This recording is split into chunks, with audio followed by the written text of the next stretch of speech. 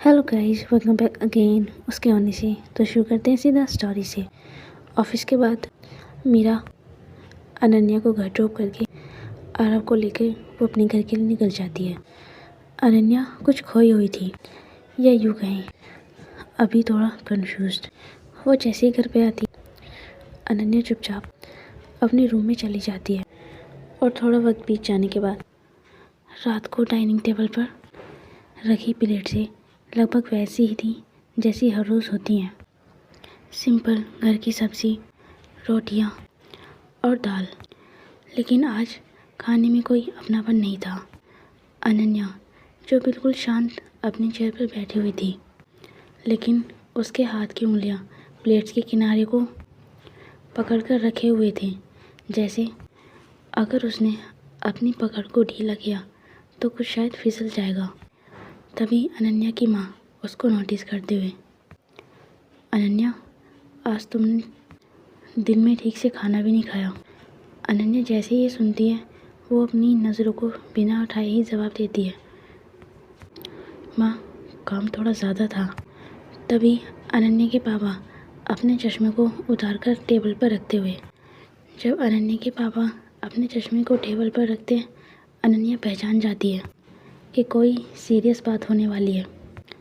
तभी उसके पापा थोड़ा सीरियस होते हुए, अनन्या अनन्या जब अपना नाम सुनती है वो धीरे से अपना सिर उठाकर अपने पापा की आंखों में देखने लगती है। तभी वो आज मोहन के घर गए थे। अनन्या जैसे ही ये बात सुनती है उसकी सांसें हल्की सी अटक जाती हैं, लेकिन वो अपने चेहरे पर कुछ आने नहीं देती। तभी उसके पापा अपनी बात को आगे बढ़ाते हुए, बहुत अच्छे लोग हैं, मोहन पढ़ा लिखा है, हाई कोर्ट में प्रैक्टिस करता है, वो अपनी लाइफ में बिल्कुल सेटल है। अनन्या जैसे जैसे ये सुन रही थी वो बस अपना सिर हिला देती है, क्योंकि उसे ये सब तो पहले से ही पता था, शायद बहुत अच्छी तरह से। तभी उसकी माँ एक पल रुक कर कहती है, अनन्या आज से ठीक 2 महीने बाद शादी की तारीख तय हो गई है। शादी की तारीख के वो शब्द 2 महीने बाद अनन्या के कानों में गूंजने लगते हैं, मानो जैसे उसने सांस लेना भूल गई हो।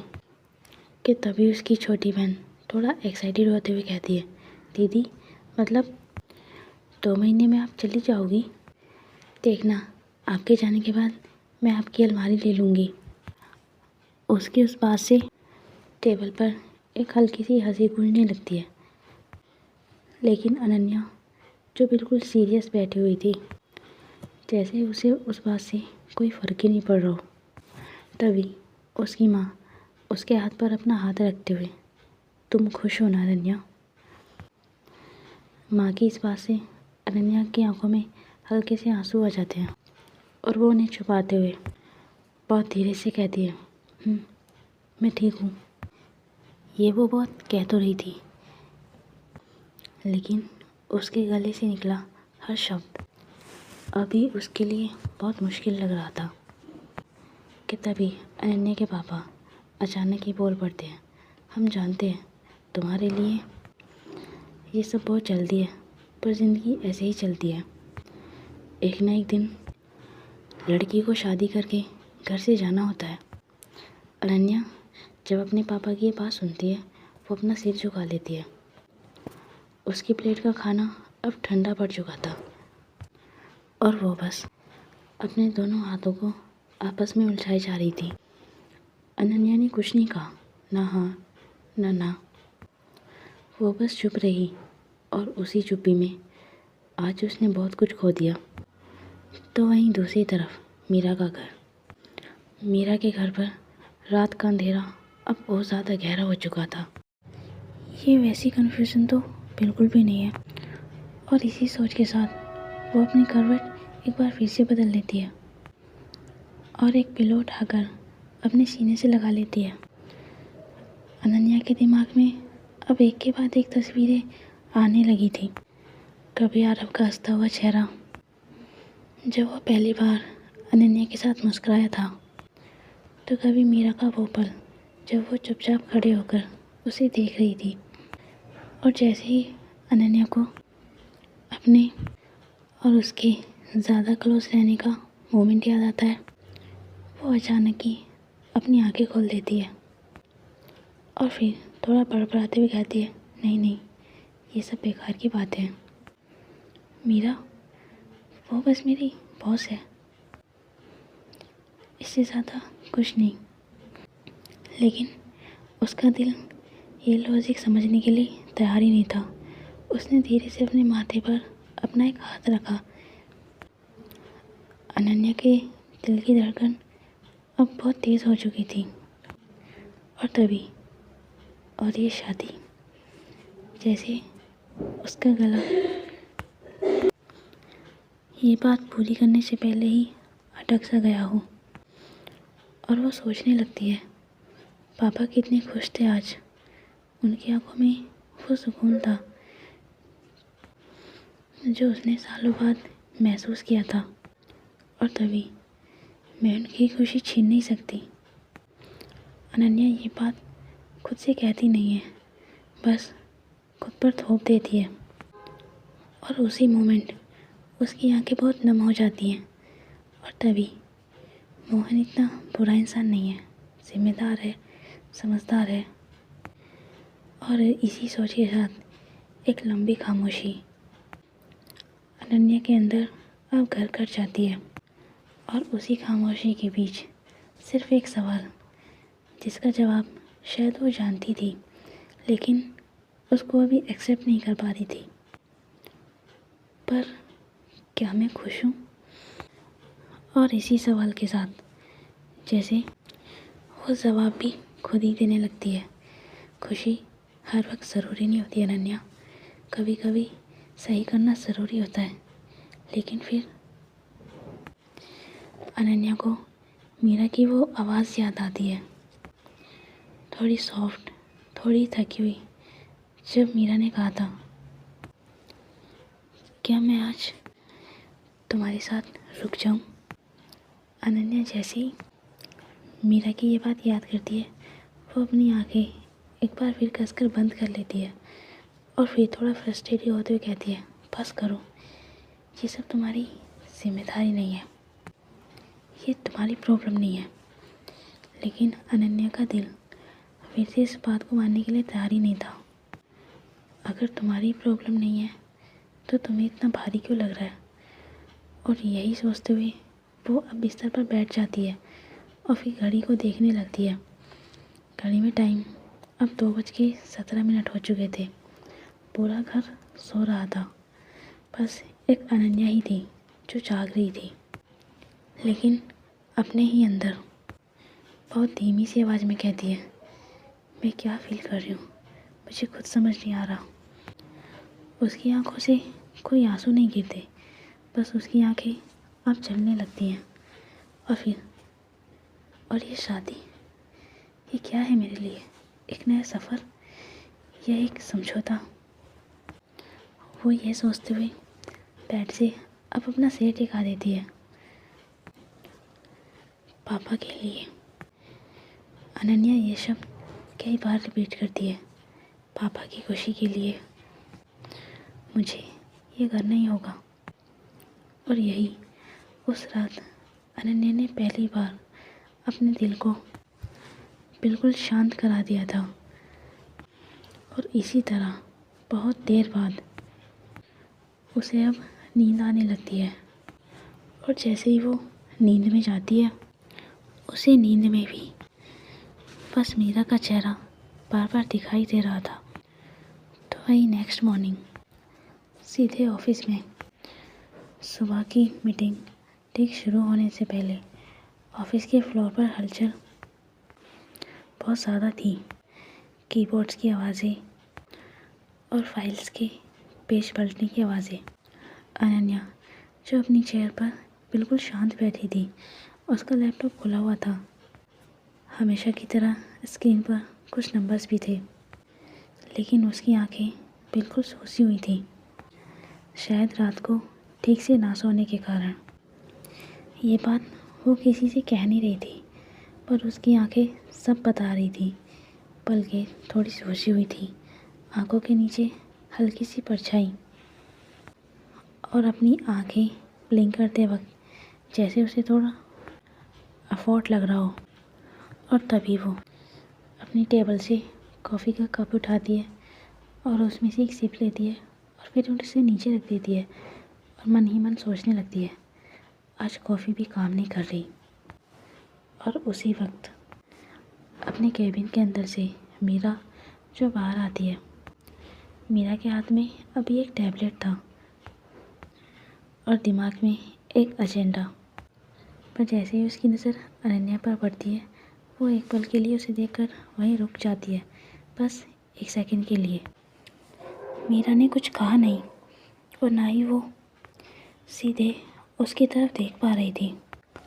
अनन्या भी जब ये महसूस करती है कि मीरा उसी के पास खड़ी है तो वो भी अपने लैपटॉप की स्क्रीन पर ध्यान लगाने का नाटक करने लगती है। तभी मीरा उसके पास आते हुए थोड़ा कैजुअली पूछती है, अनन्या, कल वाली फाइल का अपडेट मिला क्या? अनन्या जैसे ही ये सुनती है वो थोड़ा हड़बड़ाते हुए तुरंत जवाब देने लगती है, हाँ, मैं भेज देती हूँ।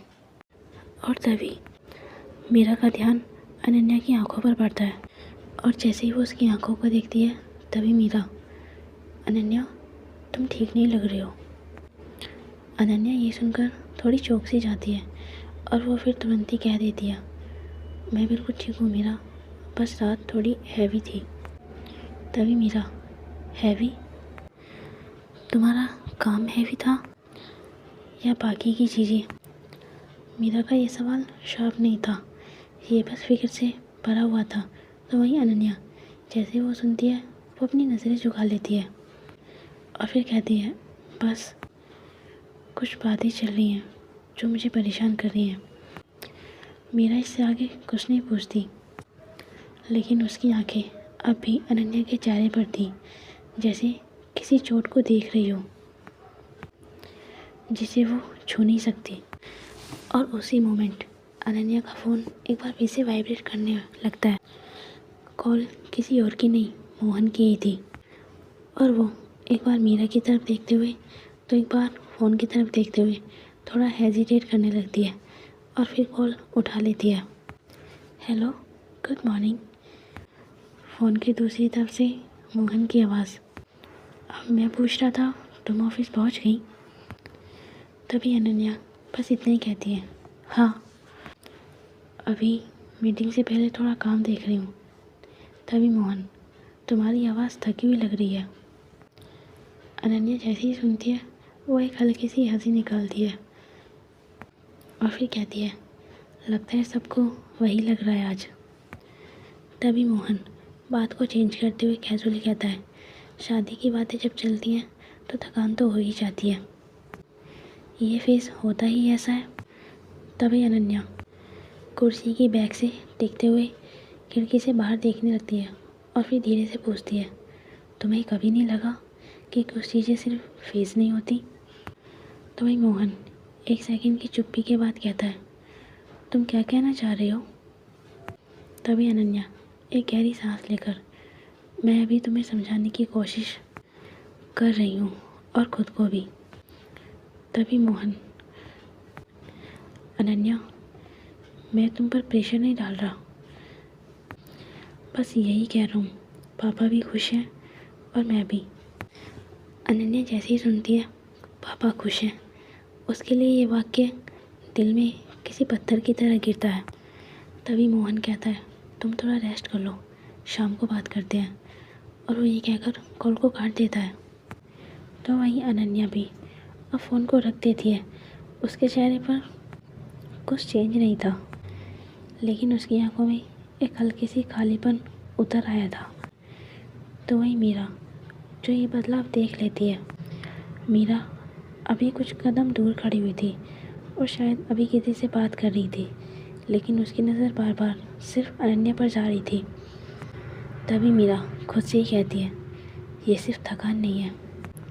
मीरा जानती थी जब इंसान फिज़िकली थका हुआ होता है तो आंखें बंद होती हैं और जब इमोशनली थका हुआ होता है तो आंखें खुली रहती हैं। मीरा बस अपने आप से ही बहुत धीरे से कहती है, तुम क्या झेल रही हो अनन्या। और शायद ये वही पल था जब मीरा ने समझ लिया था ये दूरी उलझन कम नहीं कर रही, बस उसे और साफ बना रही है। और इसी तरह धीरे धीरे करके ऑफिस का दिन अब लगभग ख़त्म हो चुका था। लोग निकल रहे थे, फ्लोर धीरे धीरे खाली होने लगा था। मीरा जो अभी अपने कैबिन में बैठी हुई थी, एक फ़ाइल को खोले हुए, शायद वो उस फाइल को भी पढ़ नहीं रही थी। तो वही नंदिनी जो अभी डोर के पास ही खड़ी हुई थी। तुमने बुलाया क्या? मीरा जैसे ही ये सुनती है वो सिर उठाकर नंदिनी को अंदर आने का इशारा करती है। मीरा की आंखें अब थोड़ी थकी हुई सी लग रही थी, लेकिन ये थकान काम की नहीं थी। तभी मीरा, बैठो। नंदिनी जैसे ही सुनती है वो बैठ जाती है। दोनों के बीच अभी एक पल के लिए खामोशी थी। तभी मीरा उस खामोशी के तोड़ते हुए, मुझे उसे भुलाना होगा। नंदिनी जैसे ही सुनती है वो थोड़ा चौंक जाती है और कहती है, क्या? कौन? हालांकि नंदिनी को जवाब पता था। तभी मीरा अपनी नज़रों को झुकाते हुए, अनन्या। मीरा जैसे ही वो अनन्या का नाम लेती है, कमरे का टेम्परेचर थोड़ा भारी हो जाता है। तो वही नंदिनी जो ये सुनकर कुछ नहीं बोलती, बस मीरा की कुछ कहने का इंतज़ार करती है। तभी मीरा एक गहरी सांस लेते हुए, उसकी शादी होने वाली है नंदिनी, ये कहते हुए उसकी आवाज़ थोड़ी कांपने से लगी थी, जैसे हल्की सी दरार उसके अंदर खिंच गई हो। मैं उससे दूरी बना लूँगी। नंदिनी जैसे ही मीरा की हालत देखती है वो उसके हाथ पर अपना हाथ रखते हुए कहती है, तुम सच में ऐसा कर पाओगी क्या? तभी मीरा अपने आंसुओं को छुपाते हुए हंसने की कोशिश करते हुए, मुझे करना पड़ेगा, यही सही है उसके लिए भी और मेरे लिए भी। तभी नंदिनी, मीरा, सही और आसान कब एक जैसा होता है? मीरा जैसे ही सुनती है वो पहली बार नंदिनी की आंखों में सीधे देखने लगती है और फिर कहती है, मुझे लग रहा है मैं कंट्रोल खो रही हूँ। ये कहते हुए उसकी आवाज़ और धीमी हो जाती है। ऑफिस में भी बात बात पे मैं उसका ख्याल रख रही हूँ, ये प्रोफेशनल बिल्कुल नहीं है, मुझे उससे दूर रहना पड़ेगा। तभी नंदिनी धीरे से कहती है, तुम इंसान हो मीरा, तुम सिर्फ बॉस नहीं हो, तुम्हारे अंदर भी फीलिंग्स हैं, तुम्हें भी हक है प्यार करने का। तभी मीरा अपना सिर हिलाते हुए, पर उसकी ज़िंदगी में मैं कौन हूँ? वो ये सवाल खुद से ज़्यादा नंदिनी से पूछती है और फिर कहती है, उसका फ्यूचर फिक्स हो रहा है और मैं। उसकी आवाज़ ये कहते हुए एक बार फिर रुक जाती है, मैं बीच में हूँ। और फिर एक लंबी खामोशी। तो वही नंदिनी बहुत ही सोच समझ कर कहती है, तुम उसे भुलाना इसलिए चाह रही हो क्योंकि तुम उसे महसूस कर रही हो। मीरा जैसे ही सुनती है वो अपनी आंखें बंद कर लेती है। मैं उसे नुकसान नहीं पहुंचाना चाहती, ना उसकी शादी को, ना उसके पेरेंट्स को और ना उसके फ्यूचर को। तभी नंदिनी बहुत ही सॉफ्टली उससे पूछती है, और तुम खुद को? मीरा इस बात का कोई जवाब नहीं देती और कुछ सेकंड बाद ही कह पड़ती है, मैंने कब अपने लिए कुछ चुना है।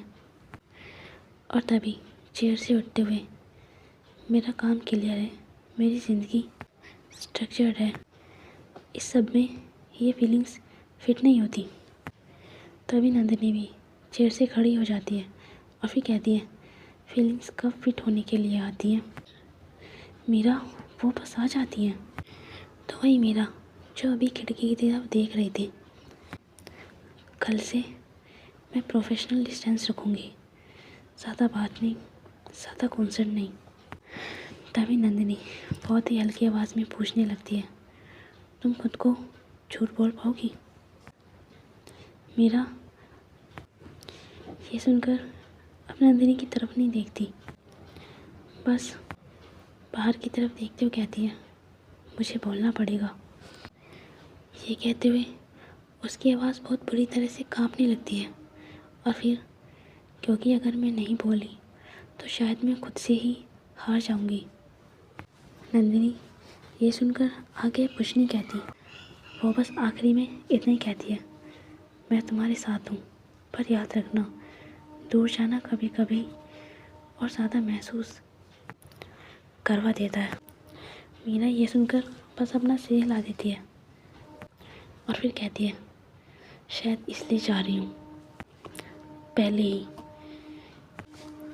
उस पल मीरा को एहसास था ये फैसला सही हो सकता है, लेकिन आसान नहीं। तो वही ऑफिस कंप्लीट हो जाने के बाद मीरा घर आकर आरव के कहने पर आरव को सीधा पार्क के लिए ले जाती है। आरव कार में बैठा हुआ ज़्यादा बातें नहीं करता, ना कोई सवाल पूछता, और जैसे ही वो पार्क के गेट पर पहुंचता है वो कार से जल्दी से उतरकर अपनी नज़रें दौड़ाते हुए इधर उधर देखने लगता है, और जैसे ही उसकी नज़र दाएं कोने पर बेंच पर जाती है तो देखता है नेहा और अदिति वहाँ बैठे हुए हैं। आरव एक पल को तो अपने कदम रोक लेता है, लेकिन फिर भागता हुआ उस बेंच के पास चला जाता है। जैसे ही नेहा आरव को देखती है वो कहती है, अरे आरव तुम आ गए। तभी अदिति भी थोड़ा खुश होते हुए अपना हाथ आगे कर हेलो चैम्पियन। तो वही आरव जैसे ही वो सुनता है वो बहुत धीरे से कहता है, हेलो। तभी श्रुति बेंच से उतरकर सीधा आरव के सामने खड़े हो जाती है और फिर बिना रुके ही आरव से कहने लगती है, तुम्हें पता है आज मैं 5 बार गिरी और मैं रोई भी नहीं, और मैंने मम्मा से झूठ भी बोला कि आइसक्रीम मैंने नहीं गिराई। आरव जैसे ही सुनता है वो उसकी तरफ देखने लगता है और फिर नेहा की तरफ, और फिर बहुत हल्की आवाज़ में कहता है, झूठ अच्छा नहीं होता श्रुति। तभी श्रुति अपनी आंखें फैलाते हुए, अरे आज तो बोल ही दिया, और ये कहते हुए वो खुद ही हंस पड़ती है और फिर कहती है, कोई बात नहीं, कल सच बोल दूँगी। आरव कुछ नहीं कहता, बस वहाँ खड़ा रहता है और कुछ ही सेकंड में वो भी अब खेलने लगता है, लेकिन उसकी नज़र बार बार श्रुति पर जा रही थी, और जब श्रुति दौड़ते दौड़ते अदिति से टकरा जाती है आरव की आईब्रो थोड़ी सिकुड़ जाती है। तभी श्रुति नेहा से कहती है, मम्मा मैं क्वीन हूँ और ये आरव मेरा बॉडीगार्ड। आरव जैसे ही सुनता है वो भी अपना सिर हिला देता है, जैसे कह रहा हो ठीक है मैं बन जाता हूँ। तभी श्रुति एक बार फिर से, तुम इतने चुप क्यों रहते हो, तुम्हें पता है अगर मैं चुप हो जाऊँ तो मैं बीमार सी लगती हूँ।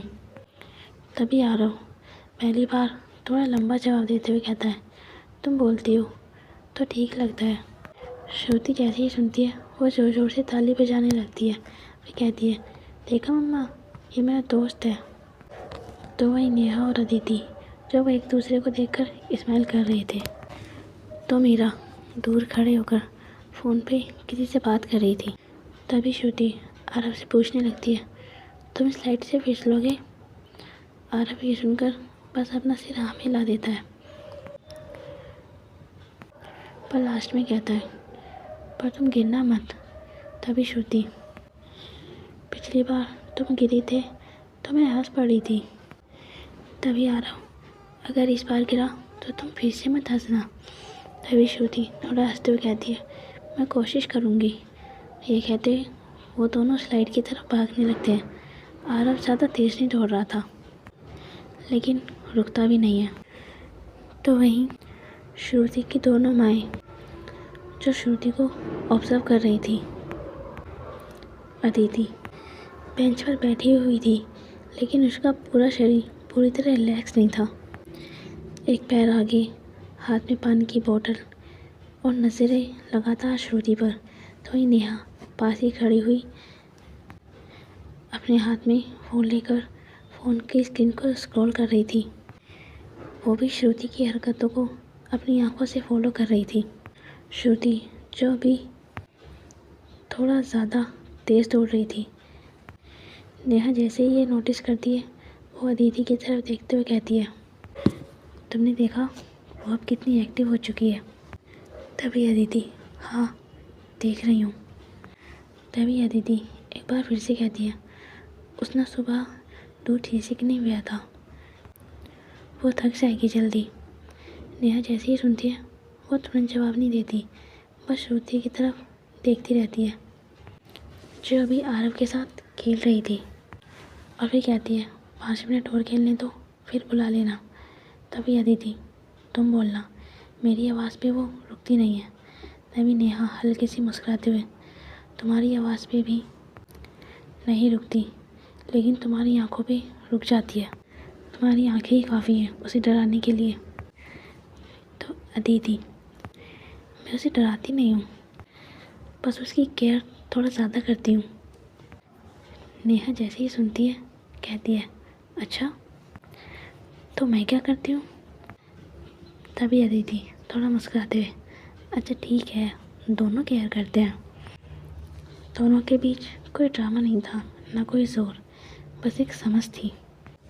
तभी आरव ने अदिति और नेहा की तरफ ध्यान दिया कि वो श्रुति को कंट्रोल नहीं कर रही, बस उसे गाइड कर रही है। वो बस दोनों को नोटिस करता रहता है कि ये दोनों श्रुति के लिए अलग अलग नहीं, बल्कि एक ही दिशाएं हैं। और कुछ सोचते हुए वो अब इन दोनों के पास आकर खड़ा हो जाता है। नेहा जैसे ही उसे देखती है, वो हल्की सी मुस्कुराते हुए आरव से कहती है, आरव थक गए हो क्या? आरव जैसे ही सुनता है, वो अपना सिर हिलाता है और फिर बहुत धीरे से कहता है, आप दोनों खुश हो क्या? आरव जैसे ही कहता है, एक पल के लिए हवा रुक सी जाती है। तो वहीं नेहा जो पहले आरव की तरफ देखती है और फिर अदिति की तरफ। अदिति कुछ नहीं कहती, बस आरव के लेवल पर आकर झुक जाती है और फिर बहुत सॉफ्टली आरव से कहती है, तुम्हें क्यों लगा हम खुश नहीं होंगे? तभी आरव अपने हाथों को एक साथ पीछे बांधते हुए अपनी आंखें नीची कर लेता है और फिर कहता है, बस ऐसे ही पूछ लिया। तभी नेहा आरव के सर पर बस सहलाने लगती है। उसकी आवाज़ में कोई भारीपन नहीं था, बस एक सच्चाई थी। और फिर वो कहती है, हाँ आरव, हम दोनों बहुत खुश हैं। तभी अदिति बात को आगे बढ़ाते हुए, हर दिन परफेक्ट नहीं होता, पर हम एक दूसरे के साथ ठीक रहते हैं। आरव जैसे ही सुनता है, वो धीरे से अपना सिर उठाकर दोनों की तरफ देखने लगता है। आरव की आंखों में बस अभी एक मासूम सी उलझन थी। तभी नेहा, क्योंकि जब लोग खुश होते हैं तो वो साथ बैठते हैं, बातें करते हैं, चीज़ों को सुलझाते हैं। ये कहते हुए नेहा की आंखें थोड़ी नम सी हो जाती हैं। तभी अदिति एक गहरी सांस लेकर कहती है, आरव तुम बहुत ध्यान से देखते हो हमें, क्या बात है? आरव जैसे ही सुनता है, वो बस अपने कंधे उचका देता है, जैसे कह रहा हो, मैं तो ऐसे ही देखता हूँ। और उसी पल यहाँ पे एक शांत सा मोमेंट आ जाता है। आरव जो अभी नेहा और अदिति को एक फ्रेम में देख रहा था, और फिर उसकी नज़र दूर खड़ी मीरा पर चली जाती है, जैसे उसका छोटा सा दिल अभी एक और तस्वीर बनाने की कोशिश कर रहा हो। और फिर वो चुपचाप अपने कदमों को बढ़ाकर मीरा की तरफ जाकर खड़ा हो जाता है। मीरा ने जैसे ही आरव को देखा, वो अपने फ़ोन को कट कर देती है और फिर नीचे आकर आरव से कहती है, आरव क्या हुआ? आरव कुछ नहीं कहता, बस मीरा के हाथ के फिंगर्स को पकड़ लेता है और वहाँ से बस जाने के लिए कहने लगता है। और जैसे ही ये दोनों पार्क से निकलते हैं और सीधे कार में जाकर बैठ जाते हैं। कार के अंदर एक अजीब सी खामोशी थी। बाहर सड़कें जो भाग रही थी, लेकिन आरव का दिमाग कहीं और ही अटका हुआ था। वो कभी खिड़की से बाहर देखता तो कभी मीरा की तरफ, और फिर अचानक बिना किसी डर के, बिना अपनी आवाज़ ऊंचे किए ही पूछता है, मामा। मीरा जैसे ही ये सुनती है वो ड्राइव करते हुए जवाब देती है, हाँ। तभी आरव, क्या तुम खुश हो? मीरा जैसे ही ये सवाल सुनती है उसको यकीन नहीं आता कि आरव ऐसा भी कुछ पूछ सकता है। और मीरा का पैर अपने आप ही ब्रेक पर थोड़ा ज़्यादा ज़ोर से पड़ जाता है। मीरा को मानो ऐसा लगता है जैसे उसके सीने के अंदर हल्का सा कुछ टूट गया हो। वो एक सेकंड चुप रहती है और फिर बाइक को साइड में लगाकर रोक देती है। और तभी आरव की तरफ मुड़ते हुए बहुत ही सॉफ्ट सी आवाज़ में उससे कहती है, आरव, तुम ये क्यों पूछ रहे हो? तभी आरव, बस पूछने का मन हुआ। तो ही मीरा आरव के चेहरे को अब अपने दोनों हाथों में ले लेती है। उसकी आंखें थोड़ी नम सी हो जाती हैं, लेकिन फेस पर एक स्माइल थी। और फिर वो कहती है, तुम मेरे पास हो ना? तभी आरव, हाँ, हमेशा रहूँगा। तो मैं बहुत खुश हूँ फिर। तभी आरव थोड़ा सोचकर कहता है, सिर्फ इसलिए? तो वही मीरा अपनी हंसी में अपने आंसू को छुपाते हुए, अभी के लिए हाँ। आरव जैसे ही सुनता है वो मीरा को हक कर लेता है और फिर कहता है, फिर ठीक है। तो वही मीरा भी अब आरव को अपने से पीछे कर उसके फोरहेड पर किस कर लेती है और फिर ठीक से बैठ के कार को दोबारा से स्टार्ट कर देती है। लेकिन अभी भी मीरा के अंदर आरव का वही सवाल बार बार घूम रहा था। मीरा जानती थी उसने जो कहा वो पूरा सच नहीं था, और आरव भी शायद ये समझ गया था। ड्राइव करते हुए मीरा की आंखें सड़क पर थी, लेकिन उसका मन कहीं और ही था। और फिर वो खुद से ही पूछने लगती है, क्या मैं सच में खुश हूँ, या सिर्फ मैंने आरव से एक झूठ कहा? तो गाइस, आज के लिए इतना ही। मिलते हैं नेक्स्ट पार्ट में। तब तक आप अपना और अपने चाहने वालों का ध्यान रखें। बाय।